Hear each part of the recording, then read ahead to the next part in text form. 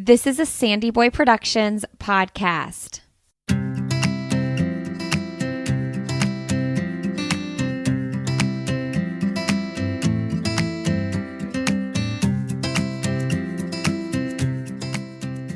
Welcome to the Urban Pharmacy Podcast, where we help women remove the overwhelm of living their most holistic life. This is the place to find evidence-based nutrition tactics, healthy lifestyle and wellness tips, abundance mindset, and easily implementable low-tox living strategies so you can rise up to your full potential and protect your family's health. I'm your host, Stacey Heine, certified holistic nutritionist and better living advocate. Now, let's get empowered with some simple swaps that make a big impact for optimal wellness.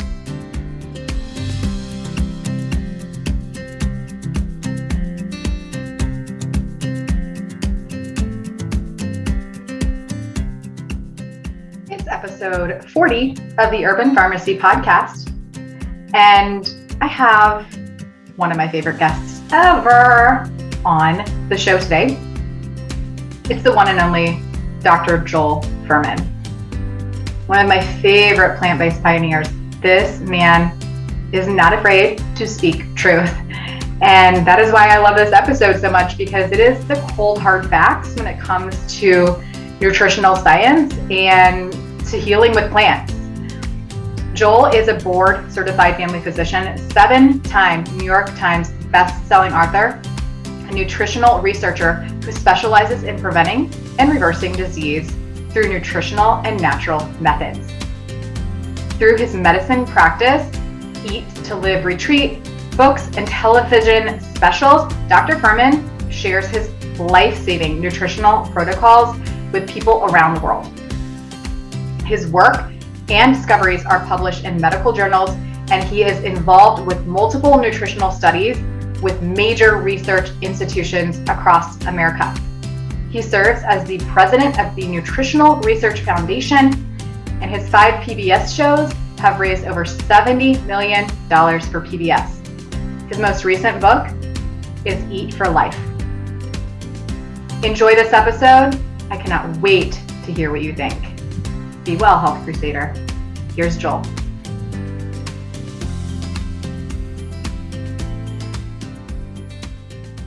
All right, we've got Dr. Fuhrman on the Urban Pharmacy Podcast today. And I was just telling Dr. Fuhrman that I feel a little bit starstruck because he is an incredibly well-known plant-based advocate. And I'm so excited to meet you, Dr. Fuhrman. Thank you so much for being on today. My pleasure. Excited about talking to you today. All right. So I do this with most of my guests. I did this with Talia when your daughter was on just a few months ago. I want to know from you, Dr. Fuhrman, before we start talking about all things nutrition, what is your current favorite food? My current favorite food, I'd have to say either a cherimoya. Is that also known as a sugar apple? No, I don't know. Okay. I don't think so.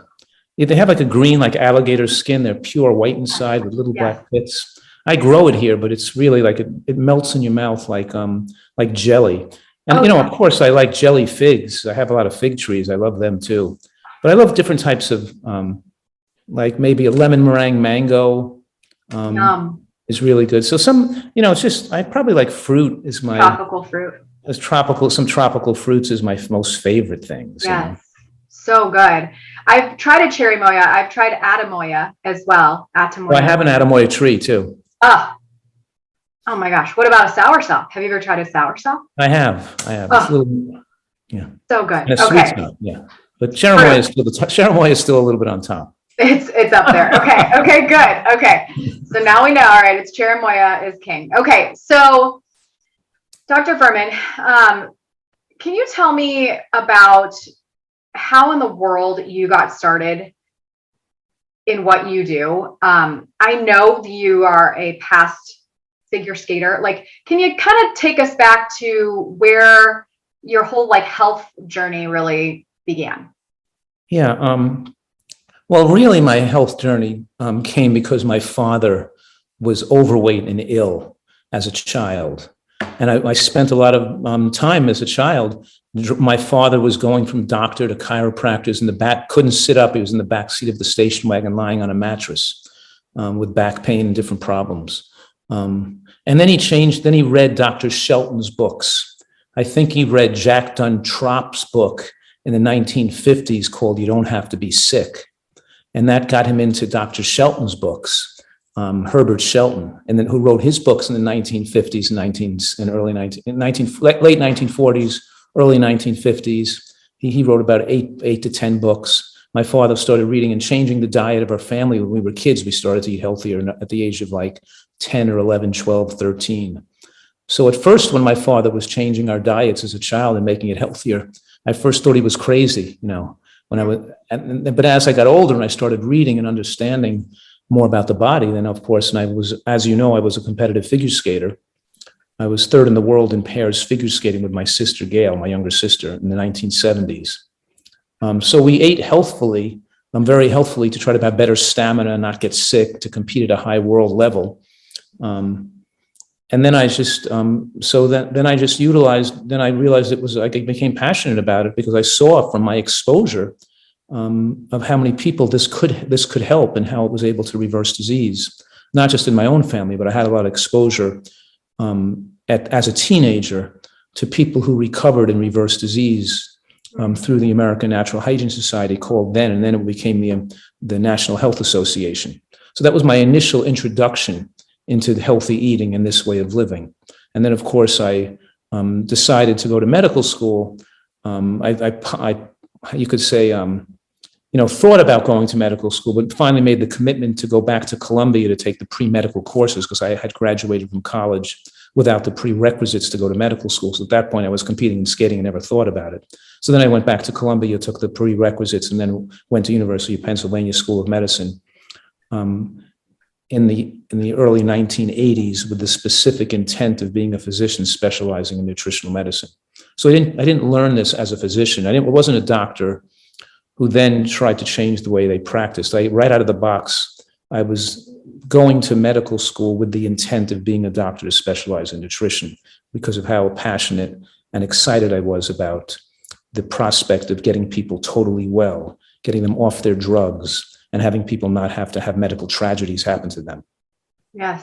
Oh man, that's so good. So you have so many different ways that you reach and touch people in terms of how to transform their health. You have like a farm, right? You have a place that you bring people in addition to, of course, like your practice and your books and all the things that you've done, but like, and retreats, right? Like, you've really healed people. Tell me a little bit more about that. Like, right. As a family doctor, I saw, people of all ages, from babies to elderly. And I've had a lot of wonderful personal satisfaction helping people get well, from like teenagers with lupus who were told they need to go on dialysis, or people with psoriatic arthritis, or people whose colons were full of ulcerative colitis to the point where they had to have their colon cut out. And I said, don't have it cut out. I put a person living before my daughter was born, there was somebody in her bedroom in New Jersey, living in her bedroom with colitis, who told me he had his colon cut out, and I had him live with us for 3 months, to save his colon. So I always had a lot of personal satisfaction having people, like I had a girl, her as a teenager, on the National Renal Transplant list, waiting for a new kidney because her kidney was blown out from lupus. And she made a total recovery. Her creatinine went from 4.2 to 0.8. She restored her kidney function back to normal with my nutritional reversal protocols. And I'm just giving a couple of examples. And people with multiple sclerosis or rheumatoid arthritis or psoriatic arthritis. And of course, the run-of-the-mill bread and butter, losing weight, getting rid of diabetes, getting rid of heart disease, getting off the blood pressure medications, the statin drugs. the primary thing here is that drugs are not health foods. They're toxic and they cause cancer. And the more drugs you need to take, and the more years you take them, the higher your risk of cancer. They shorten lifespan, and people have they only know the mere tip of the iceberg about the complicated nature of how drugs induce disease. Like, for example, the link between calcium channel blockers and breast cancer, or the link between just blood pressure medication and causing diastolic blood pressure to be too low, causing atrial fibrillation, now requiring more drugs for atrial fibrillation. One drug leads to another drug. The whole medical profession is based on, how should I say, giving people, like enabling people to continue their addictions with dangerous food because they make the number look better on the blood pressure or the number look better on the blood test. So they think it's okay to still eat a disease-causing diet. So inevitably, the medications just result in people's demise and having a poor quality of life. If we never had medication, then doctors would have to tell people to get healthy and change their diets and lose weight and get rid of their diabetes. And so I give people that hope that through nutritional excellence and specific disease reversal nutritional protocols, they can make a complete recovery and not be destined to be sick the rest of their life and on drugs forever. And I've tremendously enjoyed that career. So I've had my shows on PBS. I've seen patients in my office for decades. And now I also have, and I do a lot of, lectures and podcasts, and I also work with university students and graduate students. I lecture at Northern Arizona University. I'm an adjunct professor there. So in other words, I still teach, and I've always taught, had a lot of doctors, a lot of personal satisfaction from doctors learning from me. I've taught a lot of doctors and been instrumental in their careers in moving towards a nutritional oriented career. And then, of course, I have my retreat in San Diego because my experience over the last 3 decades are that some people have food addiction to such an extent that they need to be immersed in a safe place without temptation and relearn their outlook on life and relearn their visions so they can now adhere to healthy eating and enjoy it and not be attracted to or get rid of their cravings and mental preoccupation with eating foods that are dangerous for them. And so, in other words, just like a drug addiction center, you can't just tell a person to stop cocaine, especially if they're living around all their cocaine friends. Food addiction is even worse because everybody around you is a food addict and they don't even consider themselves addicts, but they're all trying to sabotage your decisions to eat healthy. So my retreat has enabled people not just to come here for enjoyment and enjoy the saltwater pool and the hiking and the basketball and the paddleball and the pickleball and the disc golf course and not just in the beach and not just here to come and enjoy the chefs, but people really come here mostly because either they're overweight or they have some serious illness they want to recover from. And they spend time here, like 2 to 3 months here most often, because you need that time to not just get well, but to cement the program. So when you leave, you're not craving and not desiring those other foods. That's why they put people with cocaine addiction and other drug addictions in rehab centers for 3 months, because it reduces recidivism, because you need abstinence away from your addictive stimulating substances for the brain to reset itself, to not crave those foods anymore. So that's where I get a lot of have the ability to take people who are food addicts and uncontrollable eating and get that back in control and get them to like eating this way and stay with this long term. So I built this retreat here in San Diego so they're able to help those people too. Got it. Yeah. So, okay. So that's incredible. And I want to talk a little bit more about food addiction, because I think it's funny that you said, it's not funny at all, but it's funny that you brought up that everybody is addicted to food and they don't even realize it. Right. And it's just, for instance, like my husband messaged me last night. He was working at at the farmers markets, and he, wasn't trying to be rude, but he asked me, do you think that all of these people, want to be overweight?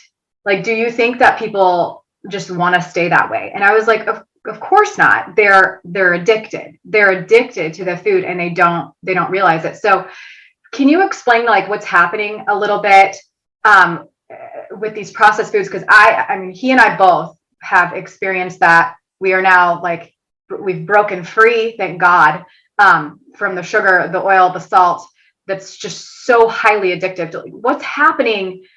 What can people do to try to break free from this, like fast food Genocide, which is your book, like, what can we do as humans to try to break free from this addiction that we don't even realize is happening?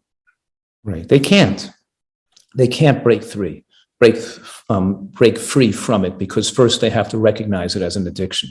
And if they're not even recognizing that, because it's societal. Everybody's eating junk food, processed foods, and all these dangerous foods, so they think it's just normal. So they don't even. It reminds me of when my daughter Kara, who's 27, when she was 4 years old, she was at a boot camp for kids, and I was working out with weights next door, and she came out and said to me, "What's the matter? These parents don't love their children?"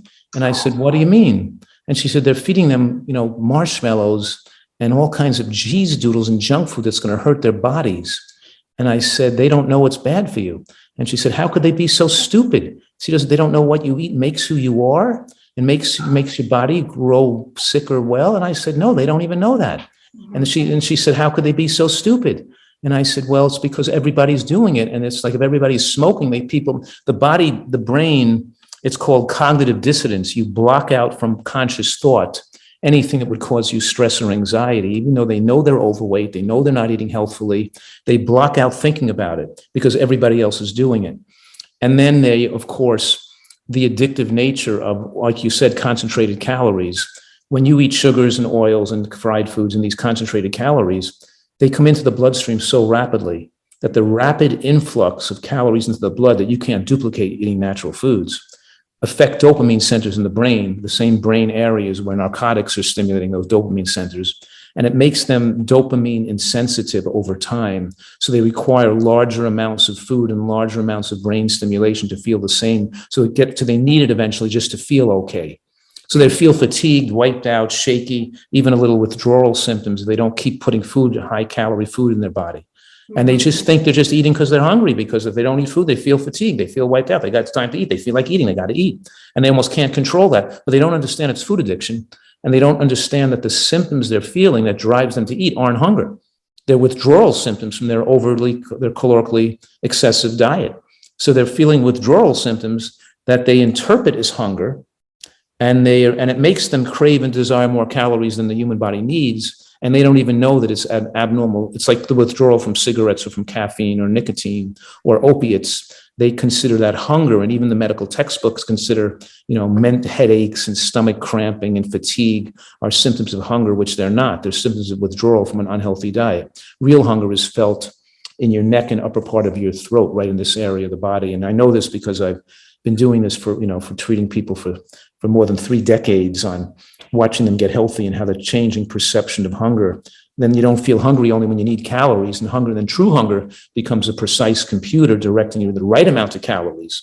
Toxic hunger, withdrawal hunger, will drive you to be overweight, because it has to. And then the brain, the more you're an addict, the more you lose function of the cerebral brain. The primitive brain drives your actions, because meeting those addictive needs becomes a priority in your life.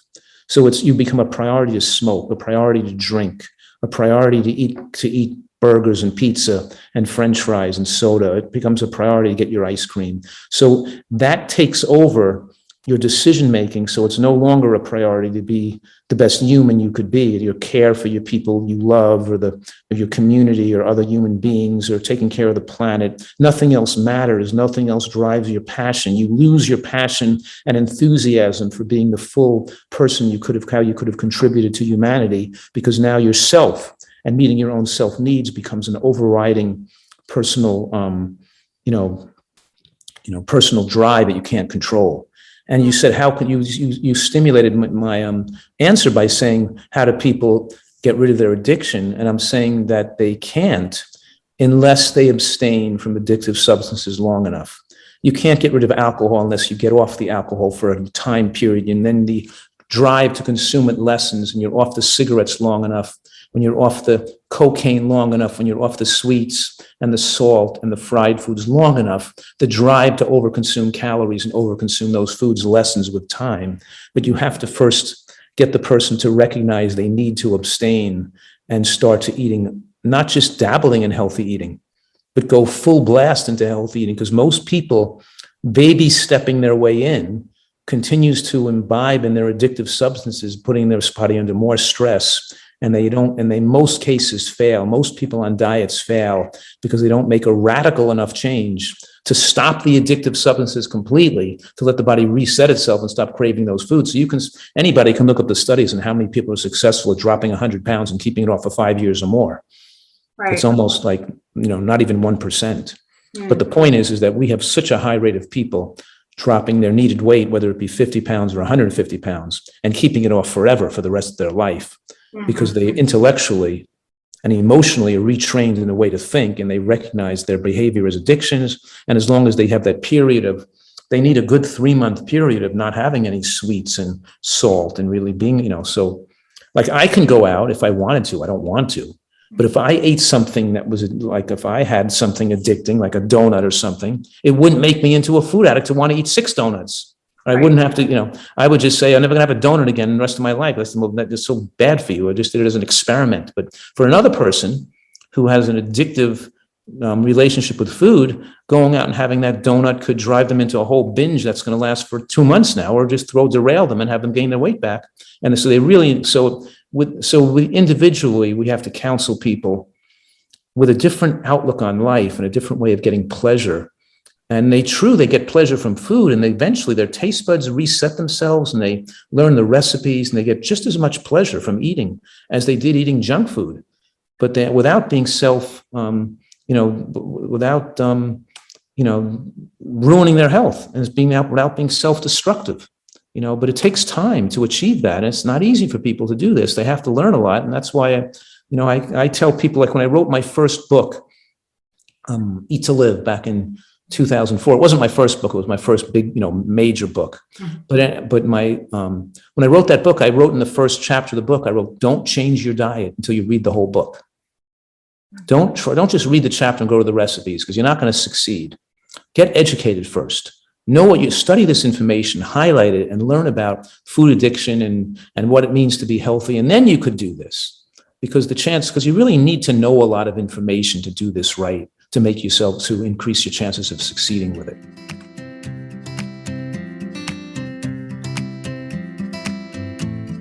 Hey friend, before we get too far into this episode, I want to be sure you know about how the environment plays a role on your overall health. For over a decade, I've been learning so much about the lack of health regulation in the personal care and food industries, and that's actually one of the reasons why I started this show. You deserve to know how to protect you and your family from unwanted body burden, and I share further information about how to make better choices and vote with your dollar in our private Facebook community called The Urban Pharmacy. On that note, I want to let you know about one of the easiest ways that we've switched to safer, and that's through my favorite clean beauty brand called Beauty Counter. Your skin is your largest organ, and what you put on it every day matters a lot. And with a low carbon footprint, cruelty-free formulations, and high-performing results, I haven't found a better beauty brand than Beauty Counter in over 5 years of working with this mission-driven brand. To learn more and shop clean, head to mybetterbeauty.com.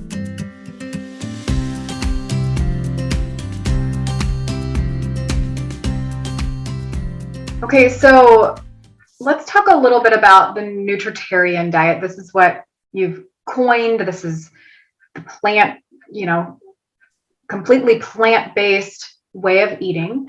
I know that in the plant-based community, in the plant-based world, there's just a little bit of like, I want you to talk about seeds. I want you to talk about nuts and seeds mainly, but whole food plant-based, right, is what nutritarian is.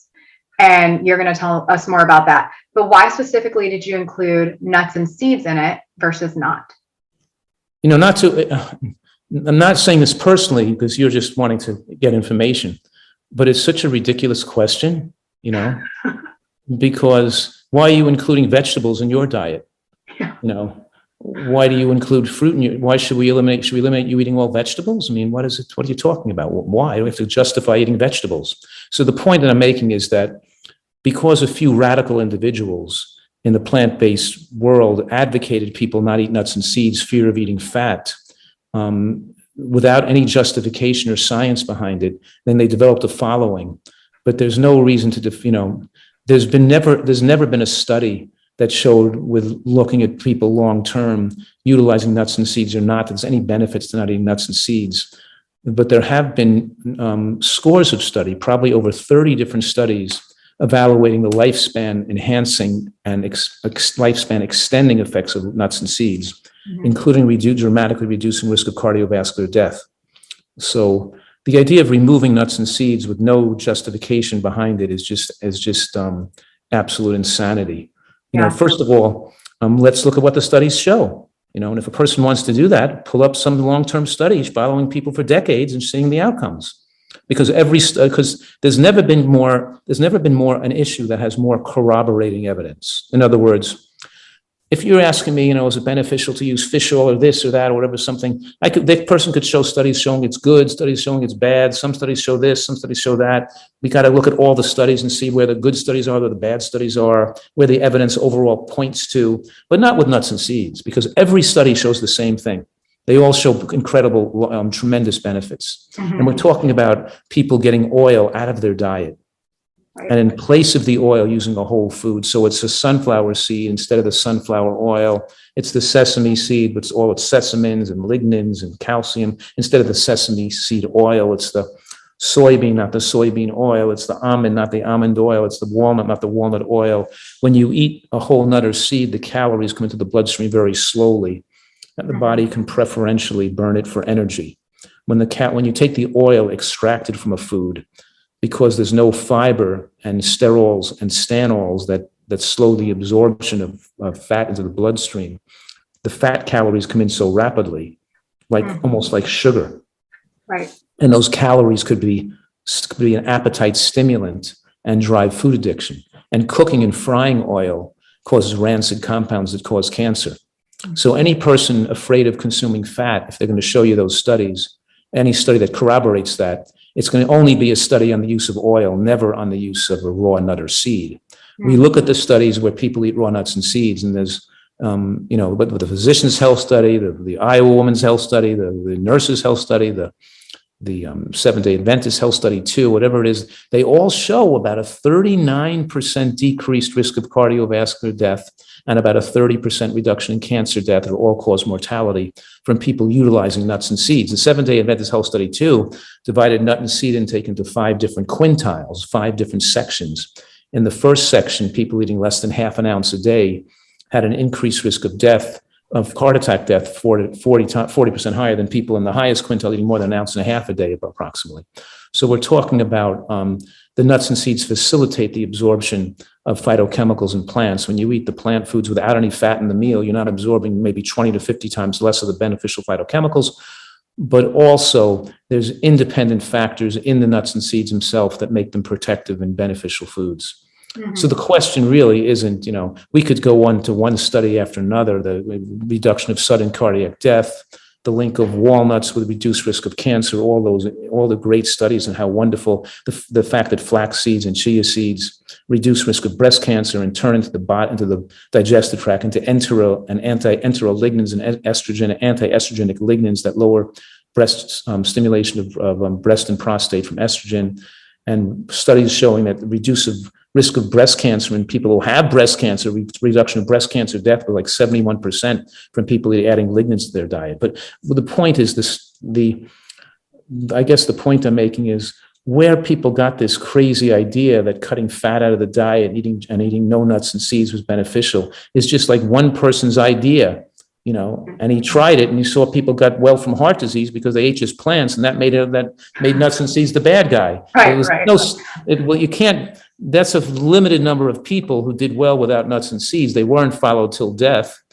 When we have a large number of people, we always give studies more credence, because obviously when a large number of people do the diet with no nuts and seeds, you're going to see a lot of excess deaths due to cardiovascular death, even on a vegan plant-based diet. Because that's the Seventh-day Adventist studies looked at all different cohorts of old, young men, women, different, ethnic and racial groups, as well as people on vegan, flexitarian, pescatarian, more, different types of diets. And the lack of nuts and seeds was always a significant risk factor. There's no nutritional scientist in the world that agrees with the idea that we should be cutting all the nuts and seeds out of the diet. It's just a couple of a very small, radical grouping of vegans that are advocating that because they follow these few gurus that have been lecturing in the community and produce books, Yeah. So it's been unfortunate that I have to be a voice, a negative I wanted voice. I wanted you to be a voice for the nuts and the seeds, Joel. Thank you. It's uncomfortable sometimes. I have to criticize other people because they're advocating advice that's just harmful for people. And they're well-respected individuals that have their followings, but they're still, it's a black and white issue. It's not even a gray issue. Yeah. Yeah. Okay. So speaking of nuts and seeds, let's elaborate on G-bombs. Can you tell us about what G-bombs are? This acronym that you created, so that people can kind of have a guide of how to create meals that are nice and well-rounded. Sure. It's funny because I was sitting on a couch with Mary Lou Henner. You know who Mary Lou Henner is? Sounds really familiar. Oh, she's a famous actress. And Okay. she was in Taxi, but she has this incredible brain where she can memorize anything in her whole life. It's like a special type of brain where very unusual and that few people in the world can do it. Like she can tell her your birthday and she'll say whether it was raining, what the weather was like, what was happening in the news on that day. She'll know. But anyway, she was sitting there filming this promotion for some event. And she said to me, why don't you come up with some acronym to name the health? What is the 5 healthiest foods, 5 or 6 healthiest foods you consider, and you should have some acronym of like, just tell people here so they remember those 5 healthiest foods. Wow. And I was thinking, well, there are like 5 foods that produce, most studies show they're protective against cancer. And I started naming those foods, and she said, why don't you call them like GOMS or something? So she didn't come up with G-bombs, but she came up with the idea of me having an acronym for it. You follow me? Cool. Yeah. Yeah. So that's awesome. So then I came up eventually with G-bombs, which stand for greens, beans, onions, mushrooms, berries, and seeds.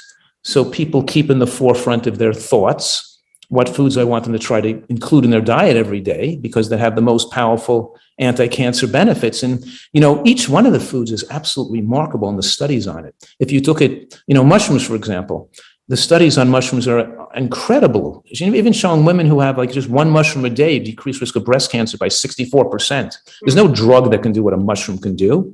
If there was a drug that could do it, people would be paying $30,000 a month for it. And by the way, drugs there are oncology drugs that cost $30,000 a month. I'm not just bringing that number out of nowhere. Mm-hmm. People are paying. And I was lecturing to these bunch of young oncologists, and they were saying, this drug at $30,000 a month only extends lifespan on the average 3 months. This is what these people are paying for. They're paying for, $300,000 to extend lifespan 3 months when they could eat mushrooms. Oh my For God. a couple of, and I'm showing them how mushrooms have more powerful effects, even when people have cancer. But the synergistic combination of green cruciferous vegetables like bok choy and arugula with mushrooms and onions and scallion, and with the flax seeds and chia seeds, with the wild blueberries, we can design a synergistic effect on the immune system so people don't have to die of COVID and don't have to die of cancer. And preventatively, it's even more effective than waiting till you're sick without cancer or waiting till so it's the craziest thing right now is how nobody's talking about nutritional excellence to stop people from dying of COVID. Yeah. And it's just, it's all about the vaccine, but we have all these obese people, and we know the studies show that the more sick you are, the poorer your health, the more overweight you are, the more medical drugs you're on, the more risk of death. And still nobody's telling people that they should eat healthy. It's still a complete silent conspiracy. And yet that demonstrates the depth of the way that this addictive mentality has permeated our society, that people can't even talk about this, Yeah. And so we have, but in any case, you're crazy if you eat like other Americans eat.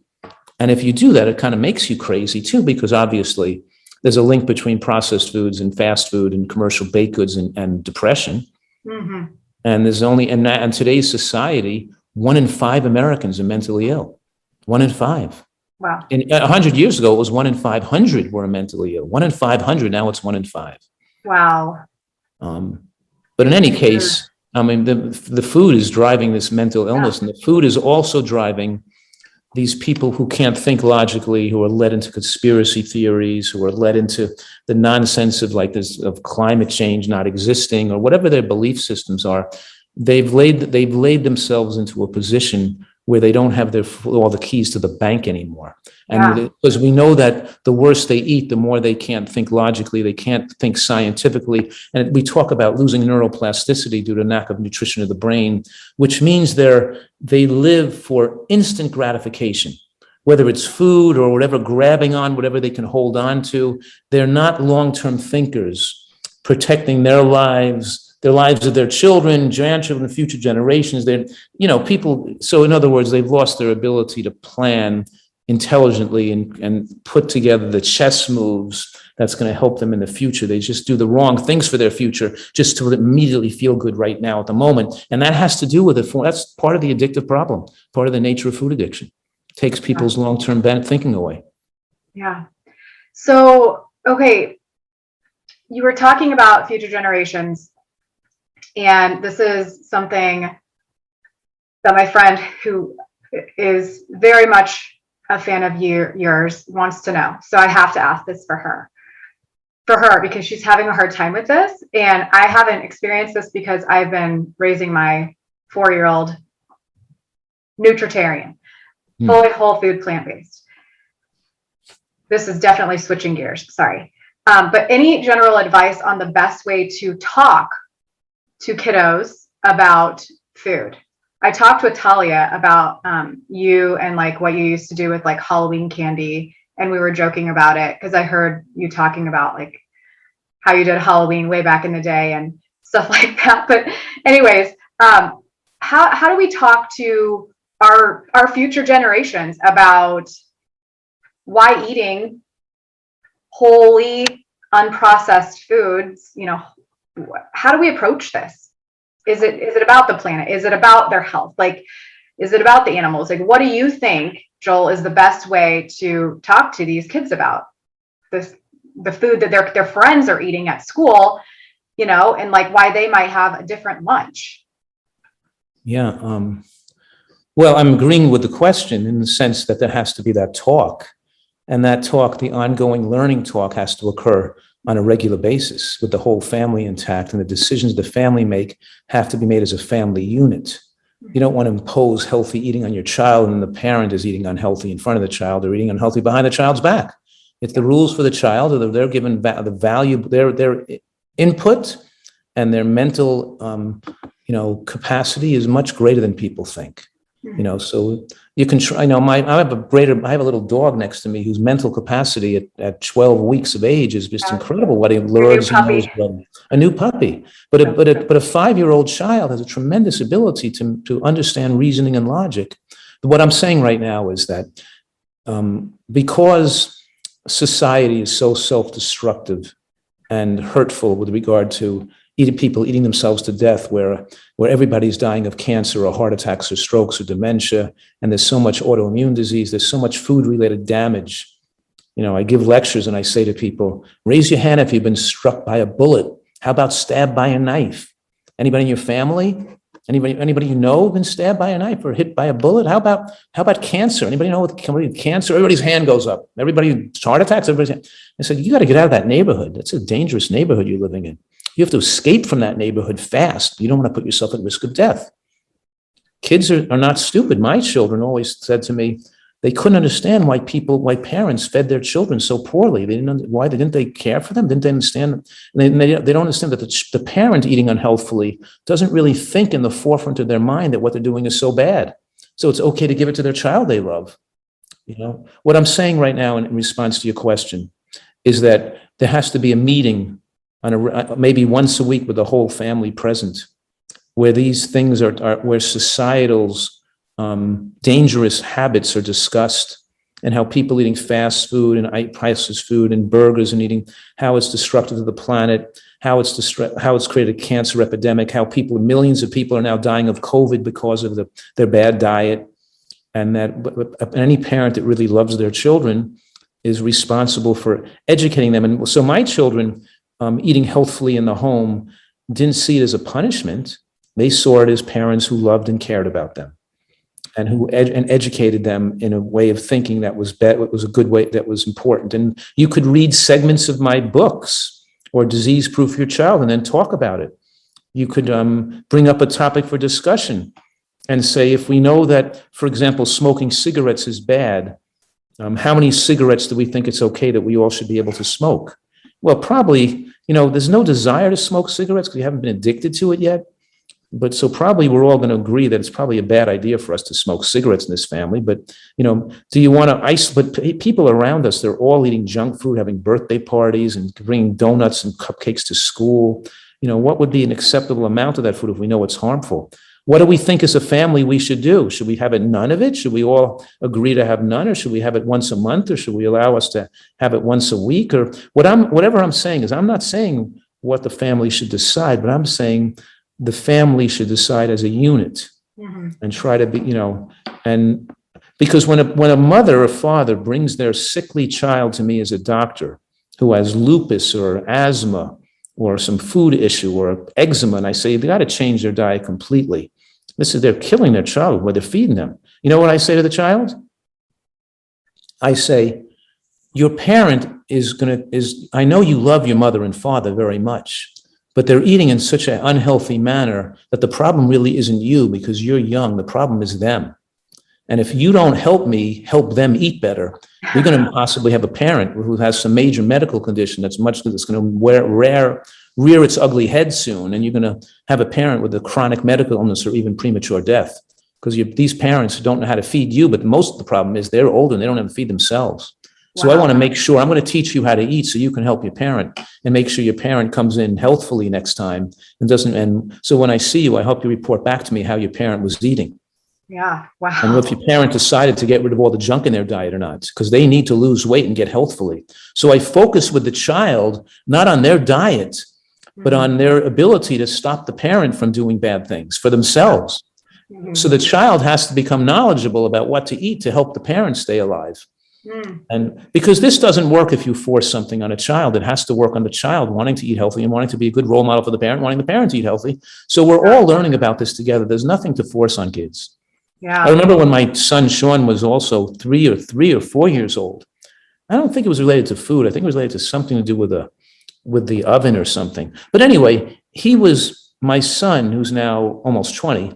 He went into a corner and started sitting down and like whimpering a little, and I said, Sean, what's the matter? I said, and he said, I don't remember the situation, but I said to him, what would you do if you were the parent and you loved your son as much as I love you? How would you act, or what would you say to your son in this situation? What would you want your son to do? And his eyes lit up and he stopped crying immediately. And then he said, oh, I get it. It's because you love me. And I said, yeah, of course. And he knows that anything I've ever told him in life is almost because I love them so much. I'm only thinking of the best for him. It's never about me, And so he's never, so he always knows I have his best interest at heart. And he always, so there's never any, contention over this. He might say to me, Dad, I know, don't tell me anymore. But that's about it. He's not going to say, but the point is he makes his own decisions, but he knows what to do. And he knows that I trust and I have faith that he's going to make good decisions. But if he doesn't once in a while, it's once in a while, and it's still his decision to make. So my children always could make their own decisions out of the house. It's just in the house, we ate out really healthy, and they knew how to take care of themselves out of the house. And they always made pretty good choices, not perfect, but they all, so I think that we have to learn this together as a family and feel that the parents are not teaching the children, but learning with the children. We're all learning this together. We're all reading an article we thought was interesting about, and we're all learning about this together, and that we could all help each other because we love each other. Yeah. Good. Okay. As a family unit, I love that. Note taken. All right, Dr. Fuhrman, just a few more questions. I don't even know where to start because there's so many I want to ask you, but here's this one. If people could do one thing for themselves to benefit nutritionally, what would you suggest? One thing. I don't know. That's really hard. No, that's not hard. I do that answer all the time. Okay. It's to eat a big salad every day as the main dish for one of your meals, usually either lunch or dinner.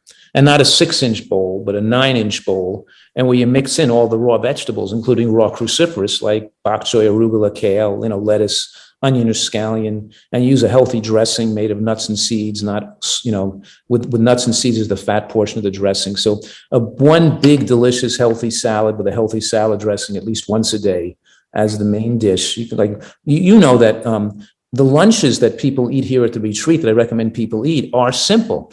A big salad, a bowl of vegetable bean soup, and a piece of fruit. Mm-hmm. A big salad, a vegetable bean soup, and a piece of fruit. If people just fixed their lunch, the whole world would change. Yeah. And you follow the G-BOMBS acronym to make an amazing salad and you're all set. Yeah, you don't have to include everything in there, but obviously the scallion or onion are in the salad raw are very powerfully protective against disease. And the little bit of cruciferous greens in there, like arugula, watercress, or bok choy, or kale, are very important. The whole thing, and you're putting in lettuces. People don't underestimate the effect of lettuce on the gastrointestinal microbiome and how great lettuce is for you. Mm-hmm. And then you have, obviously, the dressing is healthy, made with almonds and walnuts blended with tomato sauce and roasted garlic, or an orange with cashews and toasted sesame seeds and blood orange vinegar and some squeeze of lemon. And the dressings are delicious, but also healthy. And you put a healthy dressing on a healthy salad and you have a healthy lunch. And that goes a huge effect on changing people's lives and health outcomes. Yeah. Speaking really quick of the onions and the garlic, have you ever tried onion sprouts? Onion sprouts? Oh, so good. I don't think I have. Oh, you just take the onion seed. Yes. And you sprout them. If you have a sprouting lid. Yeah, I do. We sprout broccoli. We make a lot of broccoli sprouts here. Yes. So I'm thinking, there hasn't been any studies on the allicin content but there has been for sulforaphane, right? With the broccoli and the broccoli sprouts. So yes. I mean, you have to try onion sprouts. They are so good. Great. I'm going to definitely try them. I'm sure they probably have powerful anti-cancer effects that we haven't realized yet, Yeah. People don't know how powerfully protective against cancer raw onion and raw scallion is. They have tremendously powerful protective against cancer. One study showed that people eating a half a cup, I think it was a third of a cup a day, had between a 55 and 88% reductions of almost all common cancers. Wow. Yes, that's awesome. So yeah, onions and scallions and onion seeds and onion sprouts must be fantastic. I gotta try that. I'm glad you're gonna love them. So yeah, I learned something new today. You're gonna love them. I tell everybody about onion sprouts. They are just so good. Great. They're not that easy. They're not as easy as broccoli sprouts, but if you get good seeds, they'll germinate well, and they are so worth it. They are very much worth it. So, okay, last question before I ask the final thing. You talked about not underestimating things when it comes to our nutrition. Can you talk briefly about supplementation? I know that you have an entire line of supplements.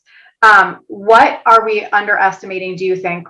Maybe one or two things that we're underestimating in terms of the standard American diet people are not getting and that they should perhaps think about supplementing with? Well, I think it's well known that B12 is not present in sufficient amounts in a vegan or plant-based diet. That's most people know that.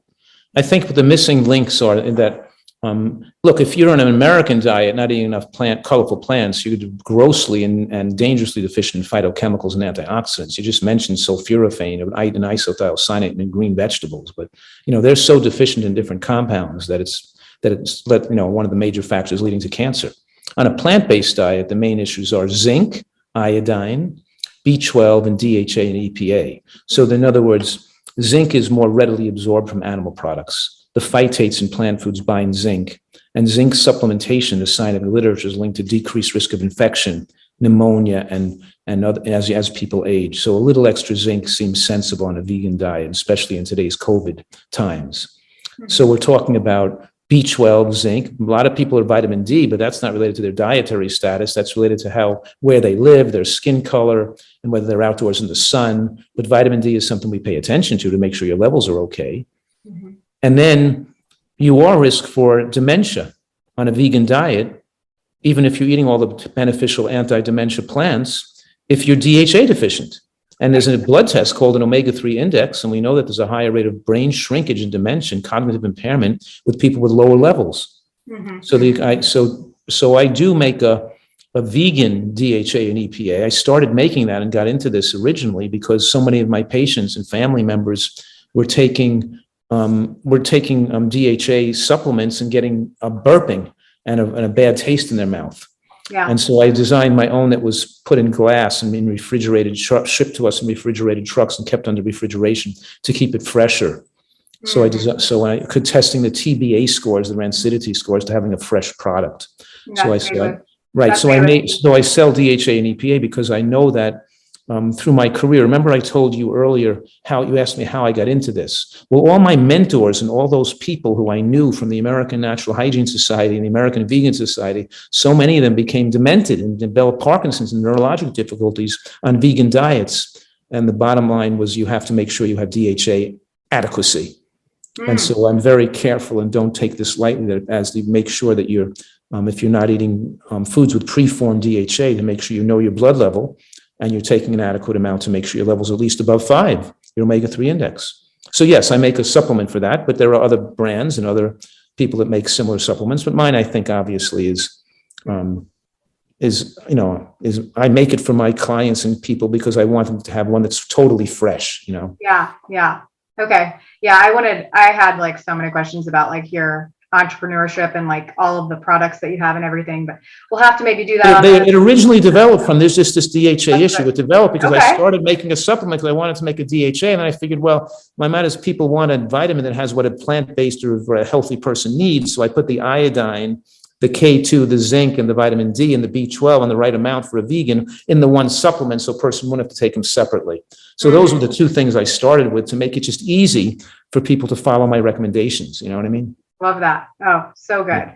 Okay. So yeah, you need to go to drfuhrman.com to get all of the goods, including your vanilla bean powder and all of the other really awesome foods that are on. Vanilla bean powder is amazing. It's just a simple ice cream with just bananas, frozen banana, walnuts and macadamia nuts, and vanilla bean powder. You might just put a drop of a plant milk in there to make it, stir it up, and it is so incredibly delicious. But vanilla bean powder is so expensive. Do you see what it costs? I mean, it's expensive, but it's hands down worth it. If you want your amazingly whole food plant-based desserts to taste absolutely incredible, you have to have it. It's a non-negotiable. And it's also, people don't know that like vanilla bean powder is like an anti-cancer food. Vanilla bean extract and flavorings are like not even healthy to eat. So it makes it something you make. The flavoring is super healthy. These spices and herbs and flavorings have anti-cancer potential in themselves. So that's a nutritarian, means you go all the way to being super healthy. And, I make this stupid statement. It's because people want to believe a diet that's less healthy is just as healthy as a diet that's healthier. And I'm saying, as stupid as that sound, a diet that's healthier is much healthier than a diet that's less healthy. That sounds the most ridiculous statement. Doesn't sound so stupid, but that's what people are trying to convince you of. They're trying to convince you to eat less healthy and it's going to be just as good, right? Oh man, so good. Okay, so all right, Dr. Fuhrman, here's my last question. I ask everybody this question, and I feel as though you live this way, but everybody has a different definition of it. So I want to know what your definition, what does it mean to you to live a holistic life? Well, we want to fully enjoy our lives and be as happy and healthy as we can and enjoy our lives right to the end. So obviously that means doing all the things that allow us to live healthfully and enjoy our lives. And that's getting enough sleep, getting regular exercise, having passions and things you're interested in, and obviously taking good care of your health and eating right and having people you love and being happy and being laughing and having positive emotion towards others. All those things come together. And if you don't have one, it's hard to do the other right. If you don't have good food, you can't be as loving and caring and passionate about what you want to get done. You're not excited about life and you're under tremendous stress. When you're an addict, you're stressed out over all the things, So what I'm saying is that everything comes together. When you have one thing right, it makes the other thing easier to obtain. So we're trying to put all this together to be happy, to be joyous, to be loving, have passionate interests, and to be thinking about doing well for other people and the planet, at the same time being compassionate and caring for ourselves simultaneously. So good. Thank you for your time. I really appreciate it. And I know people are going to love this. Okay. Where can we find you? Where do we go to find you, Dr. Fuhrman? Your website, or do you want us to go to Instagram? Where do you want Yeah, the start is just to go to drfuhrman.com, Yeah. drfuhrman.com. Mm-hmm. And we'll have all of your links in the show notes too. So thank you for your time. Take care. Good talking to you. Best of health to you, of course, and all your listeners. Thank you. I'm over here cheering you on because you just finished another episode of The Urban Pharmacy. For today's show notes, head on over to theurbanpharmacy.com and be sure to join us inside our private Facebook group called The Urban Pharmacy, where we share inspiration, live trainings, and holistic living tips to help you build community and the healthy lifestyle that you've always wanted. If you enjoyed today's episode, make sure you hit that subscribe button and please consider leaving us a 5-star review. Before we connect again on the next show, follow me on Instagram at The Urban Pharmacy. That's urban with an H and pharmacy with an F. And I can't wait to hear your wellness journey as we get to know each other better. There's truly no better time than now to level up your life, and I am so proud of you for showing up today. Until next time, be well, Health Crusader.